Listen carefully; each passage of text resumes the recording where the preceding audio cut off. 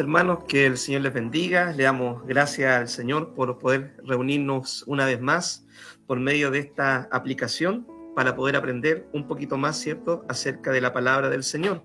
Y estamos estudiando el libro de Sofonías y ya el día de hoy estamos en Sofonías en el capítulo 3, el último capítulo de este libro, Profeta Menor, ya cuyo nombre significa Dios protege.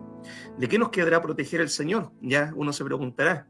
Bueno, el libro de Sofonías es un libro que habla bastante sobre el juicio de Dios, sobre la condenación, acerca del pecado, y Dios de eso nos quiere proteger. Nosotros debemos saber de que estamos cubiertos por Cristo. A todo aquel que tiene al Señor en su vida está protegido ya para aquel día. Y es necesario, ¿cierto?, no salirnos de esa cobertura, estar siempre cubiertos bajo la mano poderosa del Señor. Así que para comenzar este estudio bíblico, vamos a orar ya para dar inicio a el estudio del capítulo de Sofonías número 3.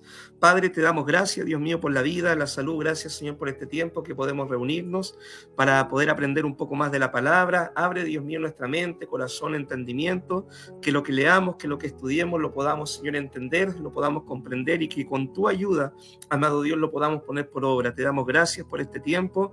En el nombre de Jesús, amén y amén. El capítulo del día de hoy, ya el estudio lleva por título El pecado de Jerusalén y su redención.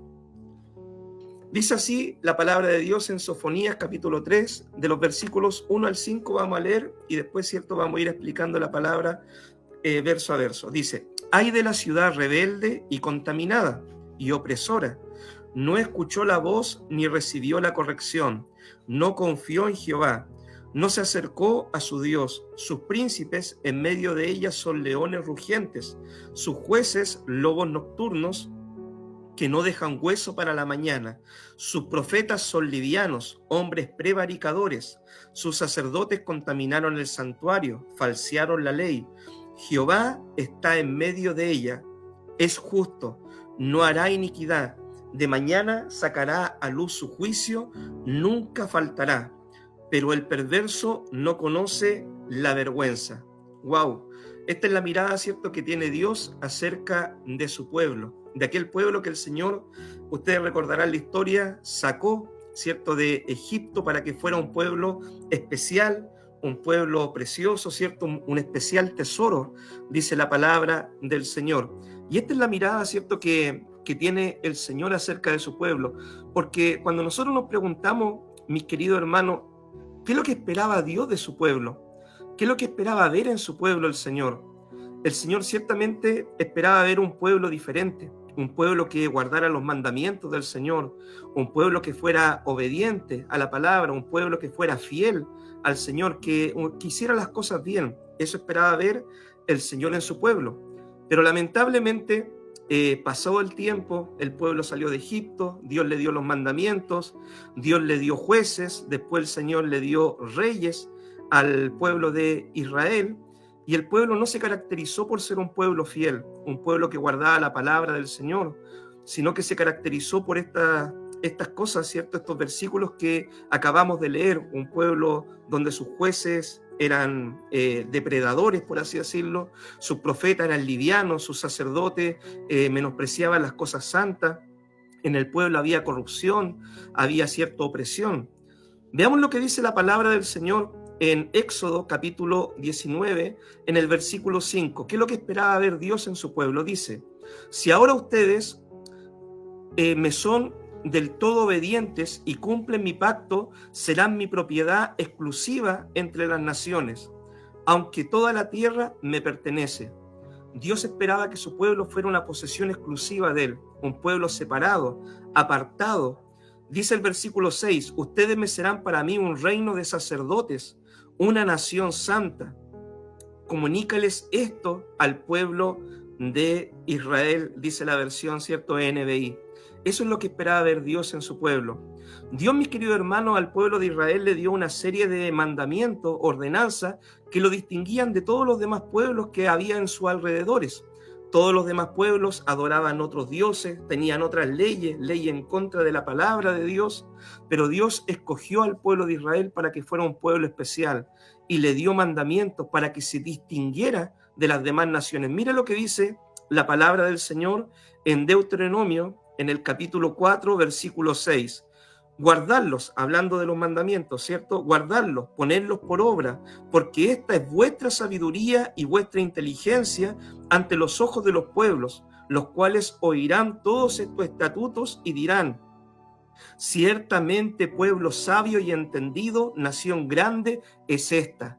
Si el pueblo de Israel guardaba los mandamientos de Dios, obedecía la palabra del Señor, ponía por práctica la ley del Señor, iba a ser un pueblo que se iba a distinguir de las otras naciones por hacer las cosas bien, por ser un pueblo diferente, un pueblo bendecido, prosperado, un pueblo, cierto, que fuera totalmente especial en comparación a las otras naciones.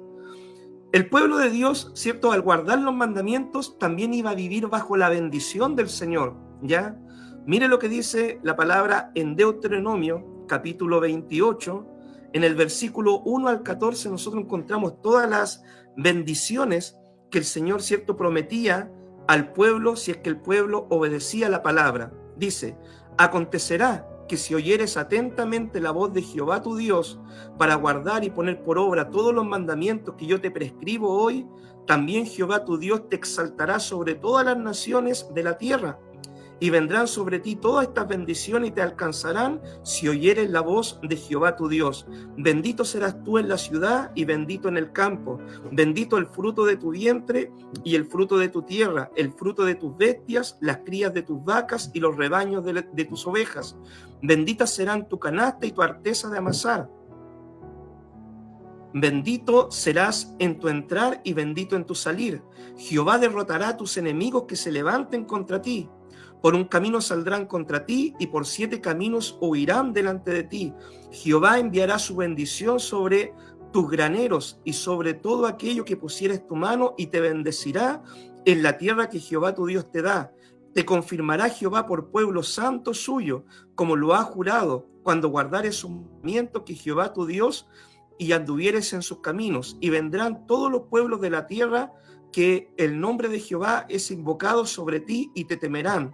Y te hará Jehová sobreabundar en bienes, en el fruto de tu vientre, en el fruto de tus bestias, en el fruto de tu tierra, en el país que Jehová juró a tus padres que te había de dar.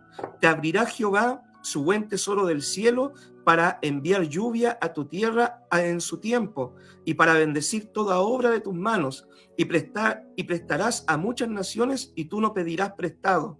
Te pondrá Jehová por cabeza y no por cola. Estarás encima solamente y no estarás debajo, si obedecieres los mandamientos de Jehová tu Dios, que yo te ordeno hoy, para que los cumplas, los guardes y los cumplas.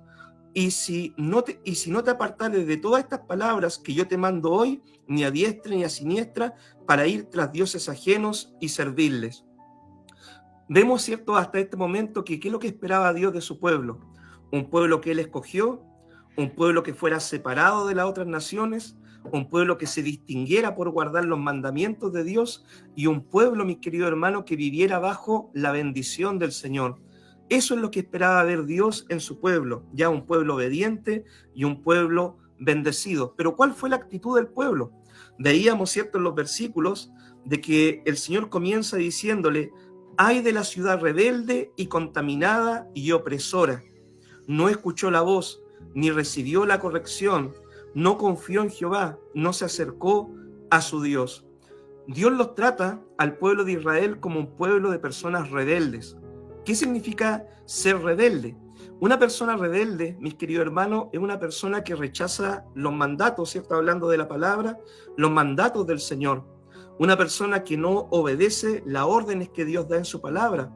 Una persona que no se somete a la palabra del Señor, que no obedece, que no hace caso a lo que Dios dice en su palabra. Y así Dios calificó a su pueblo, ¿cierto?, como un pueblo rebelde, desobediente, un pueblo obstinado, porfiado, ¿ya?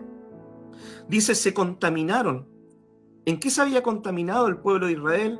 Ellos se contaminaron con la idolatría, levantando altares, ¿cierto?, a otros dioses, con prácticas paganas, mezclaron, ¿cierto?, la adoración a Dios con las prácticas que tenían otros pueblos, que incluían hasta perversiones, ¿cierto? Y también se contaminaron siguiendo el camino de otras naciones.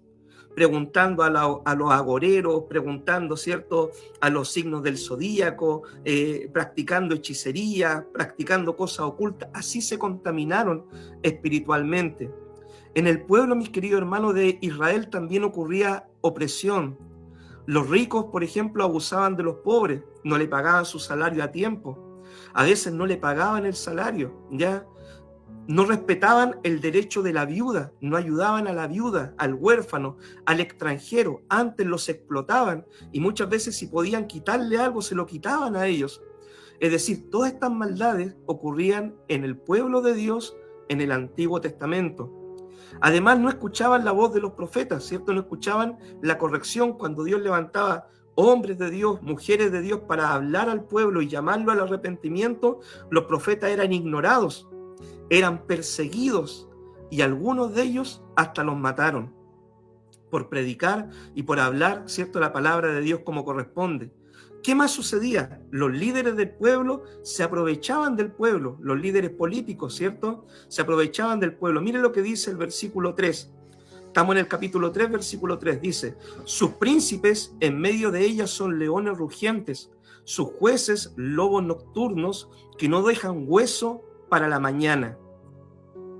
Los líderes se aprovechaban, explotaban al pueblo, le cobraban tributo, impuestos, para ellos darse una gran vida a costa del pueblo.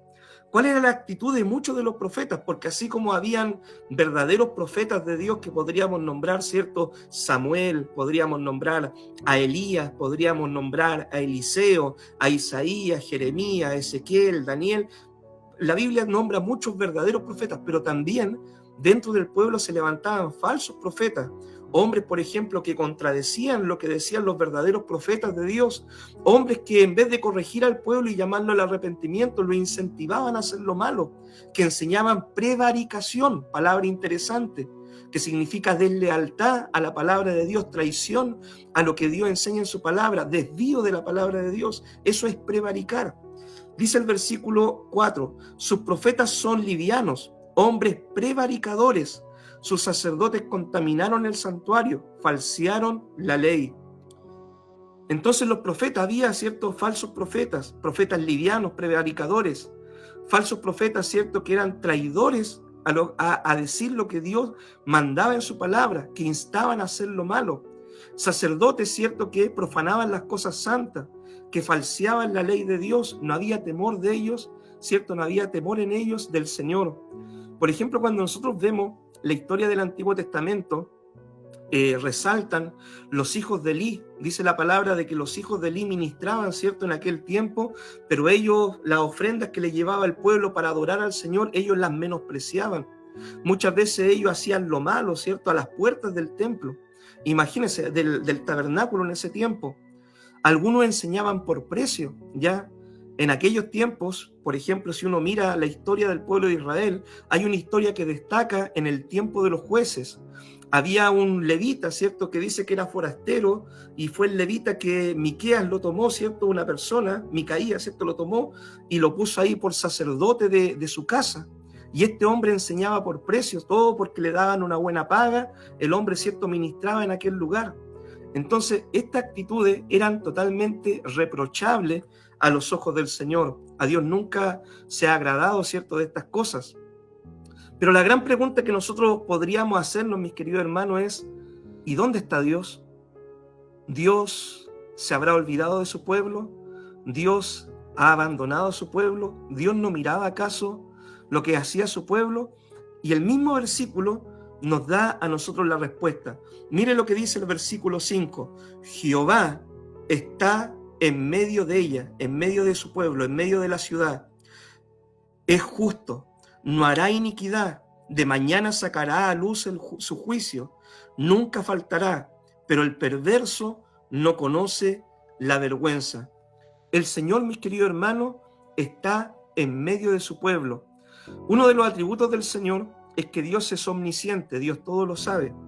Otro de los atributos es que Dios es omnipresente, ya Dios está en todo lugar. La Biblia dice de que Él está en medio de su pueblo y Él no desconoce muchas veces las cosas que ocurren dentro del pueblo del Señor, dentro de la nación, ¿cierto?, de su pueblo Israel.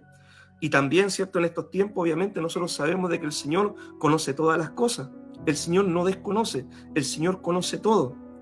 Pero muchas veces los hombres le echan la culpa a Dios de las malas decisiones y de los pecados que ellos cometen, de las injusticias que ellos cometen. Pero dice la Escritura de que Dios es justo. Uno de los atributos del Señor, mis queridos hermanos, es que Dios es justo, ¿ya? Y nosotros no podemos culpar a Dios del libre albedrío que Dios le dio al hombre y que el hombre en su libre albedrío lo utiliza mal, ya lo utiliza para el pecado ese libre albedrío.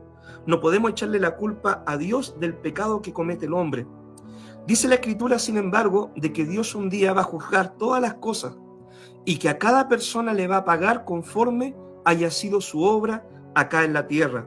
Mire lo que dice la palabra del Señor en el libro de Apocalipsis, en el capítulo 20, en el versículo 12. Dice así: y vi a los muertos, grandes y pequeños, de pie ante Dios, y los libros fueron abiertos, y otro libro fue abierto, el cual es el libro de la vida. Y fueron juzgados los muertos por las cosas que estaban escritas en los libros según sus obras. Dios ha establecido un día, mi querido hermano, en que Él va a juzgar a todos los hombres conforme a todas las cosas que Él ha hecho. Y hay muchas cosas, ¿cierto?, que el hombre comete, pecados que el hombre comete, que un día va a tener que dar cuenta delante del Señor. En algunas oportunidades, mis queridos hermanos, Dios interviene y nos rescata de una forma sobrenatural de situaciones difíciles que nosotros podamos estar viviendo. En algunas oportunidades Dios sí lo hace. Y por ejemplo, nosotros si estudiamos el capítulo 12 del libro de Hebreos, donde nos habla de los héroes de la fe, vamos a ver, ¿cierto?, algunas situaciones donde Dios intervino de forma favorable y rescató a muchos de sus hijos de situaciones difíciles. Pero también vamos a ver en ese mismo libro de Hebreos de que algunos otros tuvieron que pagar el precio, ¿cierto?, por ser fiel al Señor y tuvieron que vivir grandemente consecuencias, ¿cierto? Algunos dicen fueron apedreados, aserrados, muertos a espada. Sin embargo, otros fueron arrebatados para estar con el Señor, como fue en el caso, ¿cierto?, de Enoc, de Elías, ¿cierto?, que Dios los rescató, o el caso de Daniel, que Dios lo libró, ¿cierto?, del foso de los leones, o los amigos de Daniel, que Dios, ¿cierto?, los sacó a ellos del horno de fuego. Pero en algunas situaciones uno tiene que vivir la prueba de la dificultad. Dios mejor que nadie, mi querido hermano, conoce la situación que nosotros podemos estar pasando como nación, que podemos estar pasando como iglesia, que podemos estar viviendo en nuestras familias o que podemos estar pasando nosotros a nivel personal. Dios conoce todas las cosas que podamos estar pasando en los diferentes ámbitos en los que nosotros pertenecemos. Y lo mejor que podemos hacer como hijos del Señor es que cada situación que nosotros vivamos podamos encomendarla al Señor, orar, pedir siempre a Dios la dirección y pedir a Dios que nos ayude frente a cualquiera sea la situación que nosotros podamos vivir, ya sea como país, como iglesia, como familia o de forma personal. ¿Cuál debería ser nuestro clamor? Mis queridos hermanos, el clamor que tenía el salmista, ya en el Salmo 18, en el versículo 6, que dice así: en mi angustia invoqué a Jehová y clamé a mi Dios, y oyó mi voz desde su santo templo, y mi clamor llegó delante de sus oídos. Quizás mucha de esta gente que vivía en medio del pueblo de Israel, que eran parte de estos que eran oprimidos, ¿cierto?, las viudas, los huérfanos, los extranjeros y el remanente fiel, ¿cierto?, que quería hacer bien las cosas y estaban viviendo esta opresión, este versículo sería la clave para ellos, que en medio de la situación angustiosa que ellos pasaran, ellos debían orar, clamar al Señor y pedirle al Señor, ¿cierto?, todas las cosas y encomendar su camino al Señor. Ahora, mis queridos hermanos, ¿cuál es la consecuencia del pecado? Veamos lo que dice Sofonías, capítulo 3, versículos 6 al 7. Dice: hice destruir naciones, sus habitaciones están asoladas. Hice desiertas sus calles, hasta no quedar quien pase. Sus ciudades están asoladas, hasta no quedar hombre, hasta no quedar habitante. Dije, ciertamente me temerá, recibirá corrección, y no será destruida su morada, según todo aquello por lo cual la castigué. Mas ellos se apresuraron a corromper todos sus hechos. El pecado, mi querido hermano, trae consecuencias. Y el pecado, ¿cierto?, trae como consecuencia la disciplina de parte del Señor. Cuando el hombre, ¿cierto?, quiere vivir a su manera, hacer las cosas a su manera, desobedecer los mandamientos de Dios, esto trae como consecuencia la disciplina del Señor. El Señor también le había advertido a su pueblo en el Antiguo Testamento, en el mismo libro de Deuteronomio, en el capítulo 28, ¿ya? En el capítulo 28, en el versículo 15, cuáles iban a ser las consecuencias si el pueblo decidía desobedecer al Señor. Miren lo que dice la palabra. Pero acontecerá que si no obedeces la voz de Jehová tu Dios para procurar cumplir todos sus mandamientos y sus estatutos que yo te intimo hoy, que vendrán sobre ti todas estas maldiciones y te alcanzarán. Maldito serás tú en la ciudad y maldito en el campo. Maldita tu canasta y tu arteza de amasar. Maldito el fruto de tu vientre y el fruto de tu tierra, la cría de tus vacas y los rebaños de tus ovejas. Maldito serás tú en tu entrar y maldito en tu salir. Y ahí el capítulo sigue y es bastante extenso, ¿ya?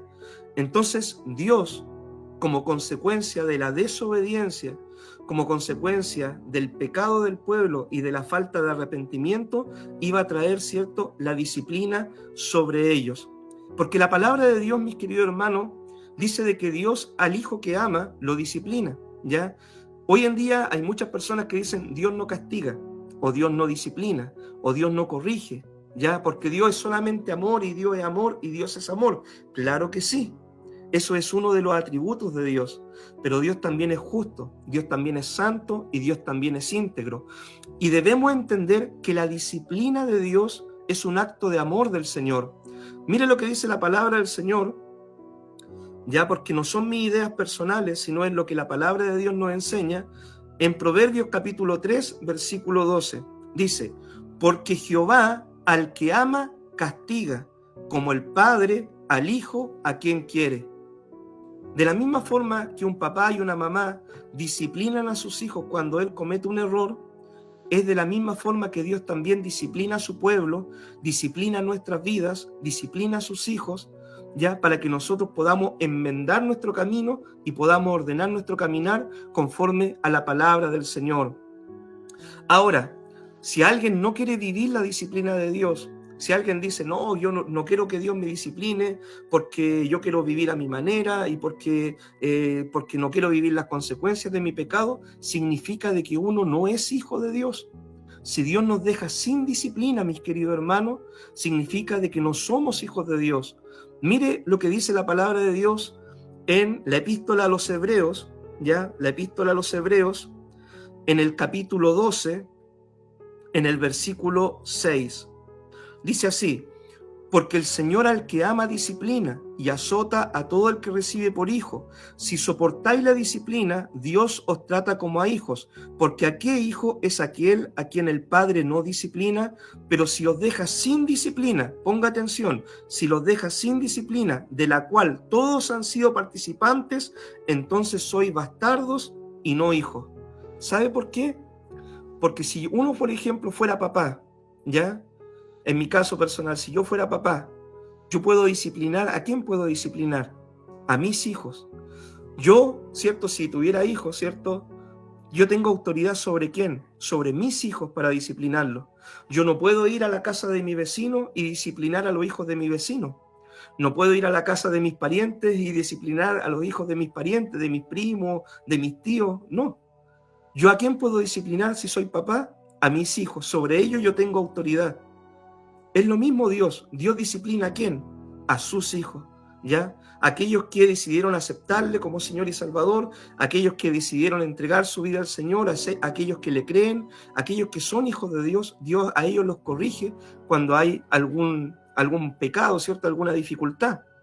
Porque el Señor ama a sus hijos, ¿ya? Y la disciplina es un acto de amor. Cuando una nación, mis queridos hermanos, cuando una iglesia, cuando una persona, un cristiano, ya toma malas decisiones que conducen al pecado, Dios va a entrar en la persona con un proceso, ya un trato, un proceso como lo llamamos nosotros. ¿Para qué? ¿Para qué este proceso o este trato? para hacer que la persona pueda recapacitar y pueda volver a los caminos del Señor. Eso es la disciplina del Señor. Dios nos va quizás a permitir vivir las consecuencias de nuestro pecado. Dios quizás va a tratar con nosotros de una forma personal, pero el propósito no es destruirnos, sino que el propósito es hacernos volver al Señor en arrepentimiento. Mire lo que dice la palabra del Señor en Oseas, profeta Oseas, en el capítulo 2, en el versículo 14. Pero he aquí, yo la atraeré y la llevaré al desierto y hablaré a su corazón. Cuando nosotros hablamos, por ejemplo, del profeta Oseas, debemos recordar la historia. El profeta Oseas era un hombre de Dios, ¿cierto? Que Dios lo envió a que se casara con una mujer infiel, y esta mujer infiel, ¿cierto? Se fue con otros hombres, pero ¿qué dice el Señor? Yo trataré con ella, le quitaré todo lo que tiene, la llevaré al desierto y hablaré a su corazón, y después ella volverá a ti. Y es el mismo trato, el mismo proceso que Dios hace con sus hijos. Muchas veces, ¿cierto? Puede venir una enfermedad, puede venir un problema, una situación difícil, un problema económico, ¿cierto? Un problema con los hijos. ¿Para qué? Para hacernos recapacitar y para que nos arrepintamos y podamos volver a los caminos del Señor, ¿cierto? Pedirle perdón a Dios si hemos fallado, arrepentirnos, buscar la voluntad del Señor en cierto asunto en que hemos tomado malas decisiones, porque el proceso de la disciplina busca eso, ¿cierto?, en la vida de sus hijos el Señor. Pero ¿cuál es la consecuencia final del pecado, mis queridos hermanos? Dice, el versículo 8 de Sofonías 3:8, dice, por tanto, esperadme, dice Jehová, hasta el día en que me levante para juzgaros, porque mi determinación es reunir las naciones, juntar los reinos para derramar sobre ellos mi enojo, todo el ardor de mi ira, por el fuego de mi celo será consumida toda la tierra. ¡Wow! ¿De qué nos hablan, cierto, estos versículos? Nos habla del juicio final en contra del pecado. La última disciplina que hará el Señor y de la cual ya no habrá más oportunidad para arrepentimiento será el juicio final.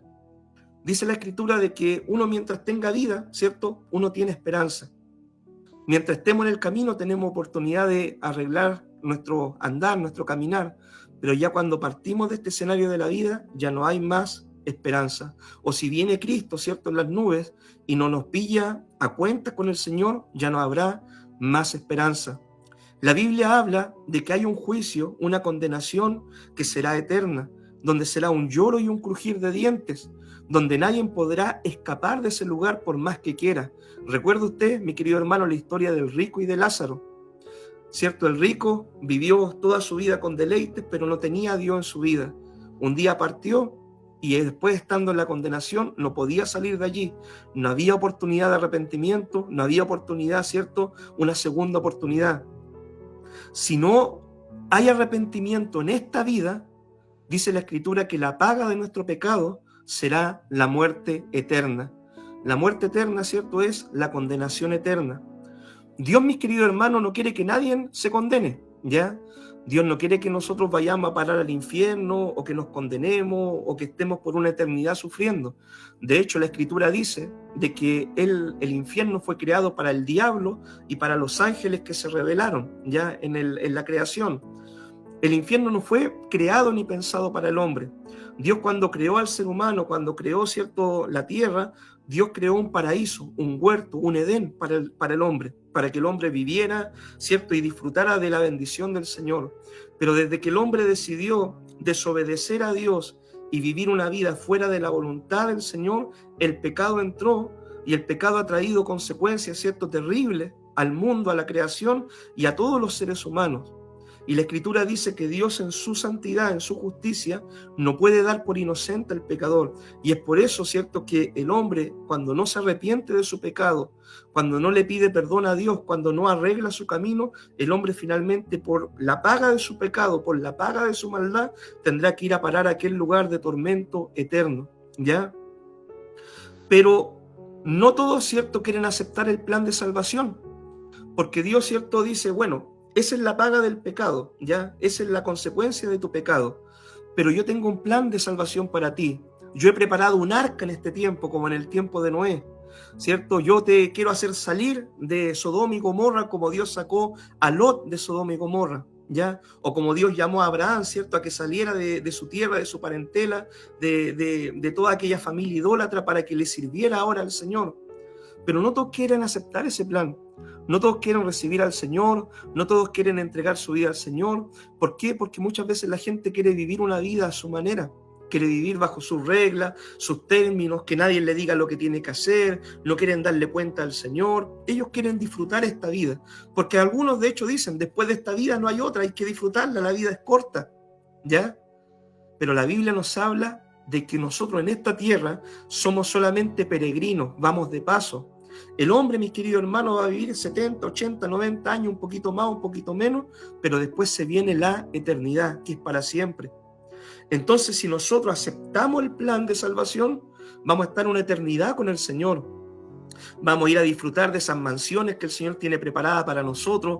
Vamos a estar en aquellos cielos nuevos, tierra nueva, donde no habrá enfermedad, problemas, dificultades, y podremos disfrutar una eternidad con Dios.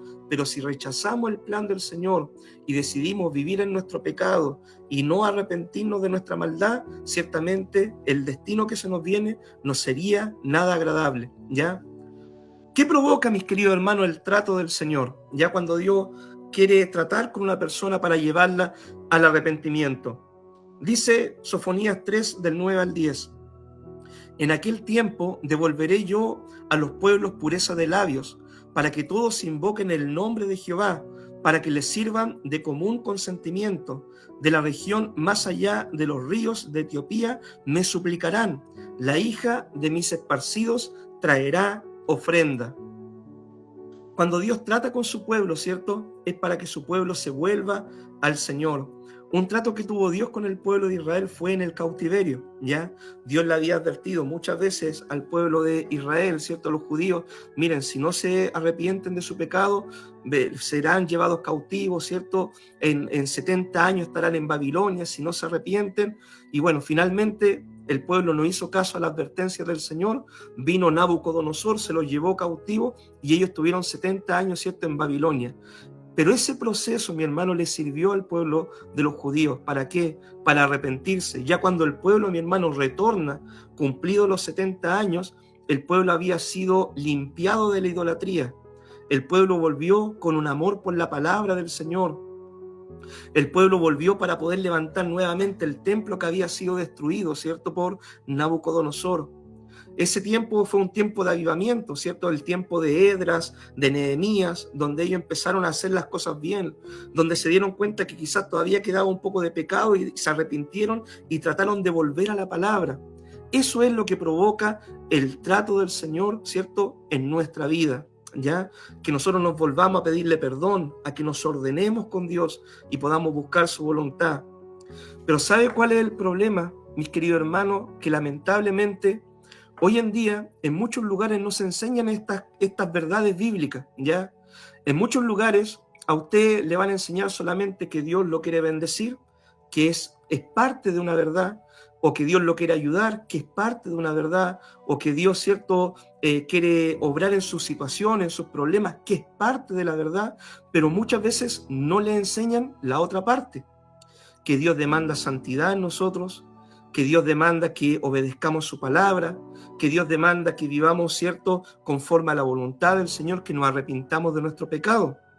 El problema es que cuando las personas o los cristianos, ¿cierto?, comienzan a servir a Dios y escuchan muchas veces que Dios te quiere bendecir, te quiere prosperar, te quiere ayudar, y solamente el Dios del mercado, ¿cierto?, el Dios que da solamente bendiciones.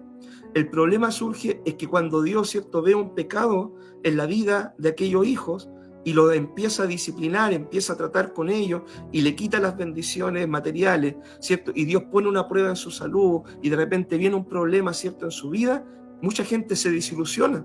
Mucha gente se desanima, mucha gente cuestiona a Dios, pero ¿por qué? Si estoy yendo a la iglesia, si estoy ofrendando, si estoy diezmando, si estoy adorando al Señor, si estoy orando, ¿por qué me viene esto? Pero quizá ellos no se dan cuenta que están cometiendo otros pecados por los cuales Dios está tratando con su vida, y muchos, ¿cierto?, se desaniman.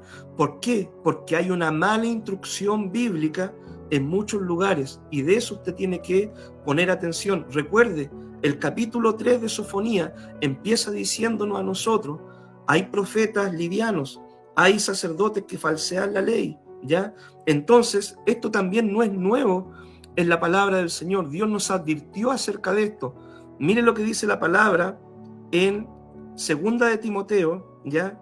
Segunda de Timoteo, en el capítulo 4, en el versículo 3. Dice así: porque vendrán tiempos cuando no sufrirán la sana doctrina, sino que teniendo comezón de oír, se amontonarán maestros conforme a sus propias concupiscencias, es decir, a sus propios deseos pecaminosos, y apartarán de la verdad el oído y se volverán a la fábula.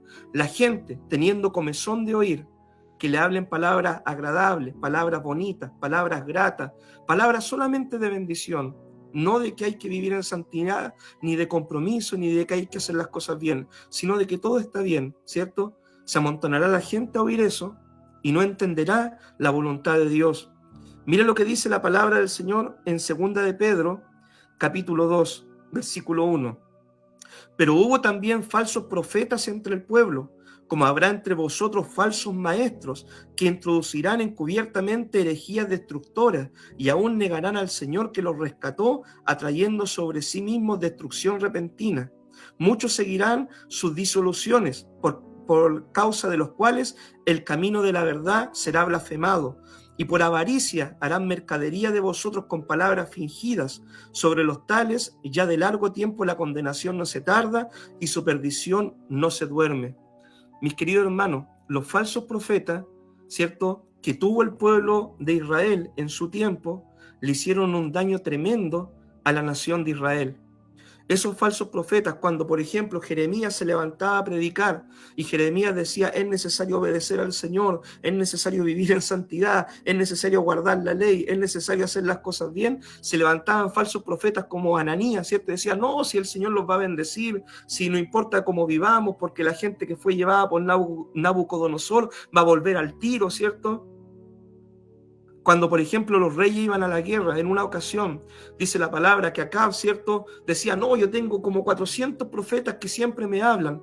Y un rey, ¿cierto?, Josafat le dijo: pero ¿tiene algún profeta de Dios por ahí? Sí, tengo a uno por ahí, Micaías, ¿cierto?, Miqueas, que está ahí, pero no me gusta escucharlo. ¿Por qué? Porque siempre me profetiza mal, nunca me dice lo que yo quiero escuchar.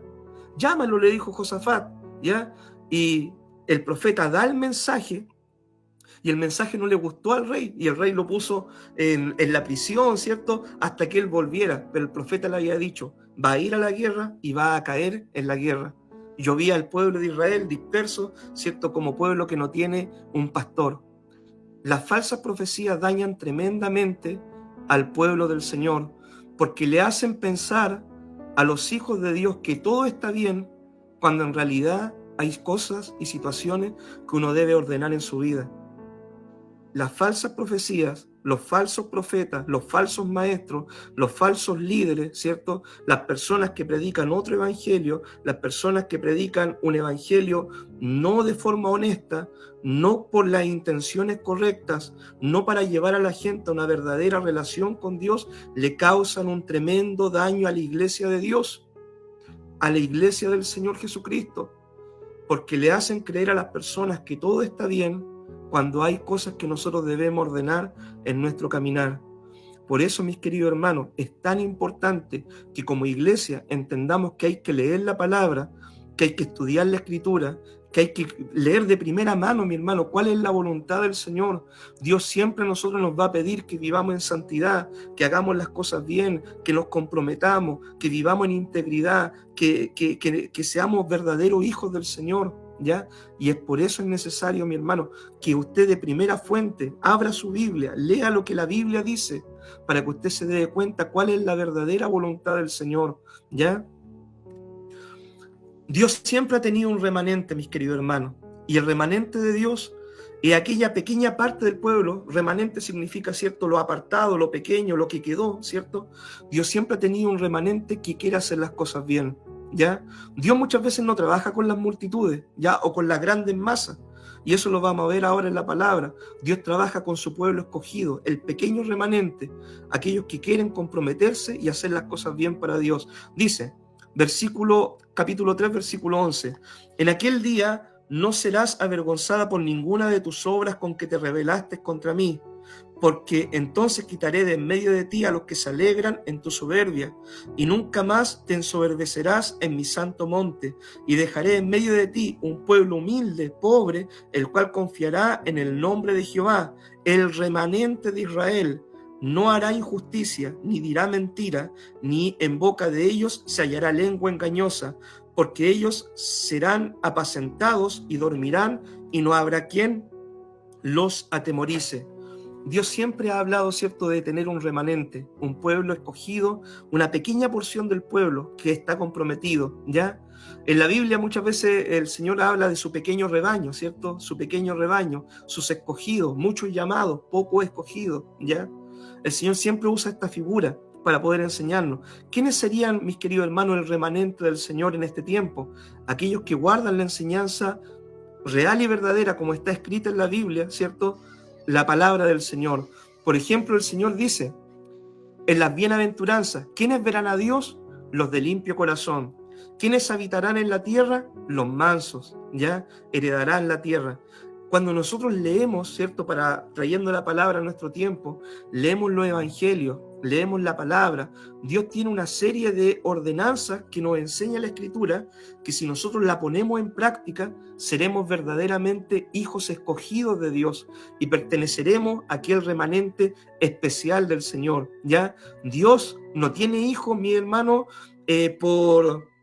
por descendencia, ya en el sentido de que mis papás eran cristianos, entonces yo también soy cristiano. No, Dios tiene hijos cuando uno entra en un trato personal con el Señor, ya de forma voluntaria, uno entra en ese trato y uno entra en una relación personal con el Señor de obediencia. El hijo que me ama, mi palabra guardará, dice el Señor. El remanente, ¿cierto? ¿Son pocos los que se salvan? La Escritura dice que sí. Son pocos los que se salvan, ¿ya? Mire lo que dice la palabra del Señor en el profeta Zacarías, ¿ya? Profeta Zacarías, en el capítulo 13, en el versículo 8. Dice así, y acontecerá en toda la tierra, dice Jehová, que las 2/3 partes serán cortadas de ella, y se perderán, mas la 1/3 parte quedará en ella, y meterá en fuego a la 1/3 parte y los fundiré como se funde la plata y los probaré como se prueba el oro, e invocará mi nombre y yo le oiré y diré, pueblo mío, y él dirá, Jehová es mi Dios. 2/3 partes se perderán y la 1/3 parte que quede, Dios la fundirá, ¿cierto? La purificará como se trata el oro para poder hacer de ellos verdaderos hijos del Señor. La Escritura también nos dice en el Evangelio de Lucas, en el capítulo 13, en el versículo 22, dice, pasando Jesús por las ciudades y las aldeas, enseñando y encaminándose a Jerusalén, alguien le dijo, Señor, ¿son pocos los que se salvan? Y él les dijo, esfuércense por entrar por la puerta angosta, porque os digo que muchos procurarán entrar y no podrán, y después que el padre de familia se haya levantado y cerrado la puerta, y estando afuera empecéis a llamar a la puerta, diciendo, Señor, Señor, ábrenos. Él respondiendo os dirá, no sé de dónde sois. Entonces comenzaréis a decir, delante de ti hemos comido y bebido, en nuestras plazas enseñaste, pero os dirá, os digo que no sé de dónde soy, apartaos de mí, hacedores de maldad. Mis queridos hermanos, si usted quiere ser parte del remanente del Señor, del pueblo escogido de Dios, del pueblo que se va a ir con el Señor cuando venga el rapto, el arrebatamiento, del pueblo que esté un día en la eternidad con el Señor, es necesario que usted haga una cosa, que usted pueda obedecer la palabra del Señor, que usted pueda tener una verdadera relación con Cristo, ¿ya? Que usted ame al Señor con todo su corazón y que usted, ¿cierto?, guarde los mandamientos de Dios, la voluntad del Señor. Jesús dijo, mis discípulos son aquellos, ¿cierto?, que aman mi palabra, que guardan mi palabra. Para ir concluyendo, mis queridos hermanos, dice el capítulo 3, versículo 14 en adelante, canta, oh hija de Sión, da voces de júbilo, oh Israel, gózate y regocíjate de todo corazón, hija de Jerusalén. Jehová ha apartado tus juicios, Ha echado fuera a tus enemigos, Jehová es rey de Israel en medio de ti. Nunca más verás el mal. En aquel tiempo se dirá a Jerusalén, no temas, Sión, no se debilita en tus manos. Jehová está en medio de ti, poderoso, él salvará. Se gozará sobre ti con alegría, callará de amor, se regocijará sobre ti con cánticos. Reuniré a los fastidiados por causa de largo tiempo. Tuyos fueron para quienes el oprobio de ella era una carga. He aquí, en aquel tiempo yo apremiaré a todos tus opresores y salvaré a la que cojea y recogeré a la descarriada y os pondré por alabanza y por renombre en toda la tierra. En aquel tiempo yo os traeré, en aquel lugar os reuniré yo, pues os pondré para renombre y para alabanza entre todos los pueblos de la tierra, cuando levante vuestro cautiverio delante de vuestros ojos, dice Jehová. El Señor termina este capítulo, ¿cierto?, de Sofonía diciendo que nos regocijemos. Amén. Regocíjate, dice, hija de Sión, canta, regocíjate. El pueblo, ¿cierto?, de Israel, pueblo judío, había pasado por muchas situaciones, mi hermano. El pueblo vio la bendición del Señor ya cuando Dios lo sacó de Egipto. El pueblo vivió la disciplina de Dios cuando cometió pecados. El pueblo vivió tiempos de prosperidad, tiempos de dificultad en el trato que Dios tuvo con sus hijos, ¿ya? ¿Todo para qué? Para que el pueblo fuera un pueblo obediente al Señor. Por su pecado el pueblo tuvo que ir en cautiverio, pero el proceso, mi hermano, no es eterno. El proceso dura un tiempo. Y después de ese tiempo, el pueblo volvió y volvió renovado para obedecer al Señor, para comprometerse con Dios. Y cuando nosotros comparamos, mi hermano, la historia del pueblo de Israel con la historia de la iglesia, es la misma, ¿ya? En muchas partes es lo mismo. Una iglesia, cierto, que muchas veces fue comprometida, fue apasionada por Dios, una iglesia que muchas veces hizo las cosas bien, pero después hubo tiempos que la iglesia, en la historia de la iglesia, se equivocó, falló, ¿cierto? Después volvió a la palabra, hubieron tiempos de renuevo y también hay tiempos de apostasía. Pero ¿sabe qué es lo importante, mis queridos hermanos? En este tiempo que nosotros vivimos, que nos toca vivir, lo importante es que nosotros podamos tener en clara la voluntad del Señor y podamos pertenecer al remanente escogido del Señor. Eso es lo importante, que nosotros, ¿cierto?, nos identifiquemos con ser parte de ese pequeño rebaño de Jesús, de ese grupo de escogidos, ¿ya? Que podamos vivir y hacer la voluntad del Señor. Hay varias formas, mis queridos hermanos, de esperar la venida del Señor o de esperar un día encontrarnos con Cristo. Por ejemplo, hay mucha gente, ¿cierto?, que vive como si el Señor nunca fuera a volver, ¿ya? Hay mucha gente que está viviendo, ¿cierto?, como que tiene todo el tiempo del mundo, ¿ya? No, si total Cristo no viene, entonces tengo tiempo de aquí a varios años más para ordenarme, para hacer las cosas bien y todo, y viven como, ¿cierto?, como si tuvieran un tiempo infinito, ¿ya? Hay mucha gente que vive desconectada de la obra de Dios, ¿cierto?, y del servicio al Señor. No, yo no trabajo mis talentos, yo no estoy velando como las 10 vírgenes, ¿cierto? O sea, viven desconectados de la voluntad de Dios, de la obra del Señor. Son cristianos, vienen a la iglesia, pero no entienden que necesitan estar conectados con Dios y con su obra, ¿ya? Hay muchos también, ¿cierto?, que viven como vive el mundo, ¿ya? Hacen lo mismo que hace el mundo, se ríen de los mismos chistes, hacen las mismas cosas, cometen los mismos pecados, vienen a la iglesia, pero no hay un cambio de vida en muchos. Pero hay muchos, mis queridos hermanos, que viven como si Cristo viniera el día de hoy. Y esos que viven como si Cristo pudiera venir hoy son el remanente escogido del Señor. Yo les animo, mi amado hermano, a que podamos vivir así. Vivamos y sirvamos al Señor, esperémosle con regocijo, con alegría, y como si Cristo viniera el día de hoy. Como si hoy fuera el último día, mi hermano, de nuestra vida acá en la tierra, ¿ya? Vivamos cada día un día a la vez con el Señor. Quizás vamos a vivir o hemos vivido situaciones difíciles, tiempos de escasez, de enfermedad, problemas familiares, ¿ya? Pero vea siempre cada situación que usted vive en su vida como algo que Dios le quiere enseñar, ¿ya? De cada proceso que usted le toque vivir, piense, ¿qué me quiere enseñar Dios de esta situación? ¿Qué me quiere enseñar Dios, cierto, en los tiempos de abundancia y en los tiempos de escasez? ¿Qué me quiere enseñar Dios cuando gracias a Dios, gozo de buena salud, pero también cuando me toca ver la enfermedad. ¿Qué me quiere enseñar Dios en cada tiempo? ¿Ya? Y viva cada día, mis queridos hermanos, como si fuera su último día acá en la tierra. Yo le animo, ¿ya?, a que usted pueda realizar este ejercicio de poder vivir un día a la vez con el Señor. Créame, yo todos los días trato de hacerlo.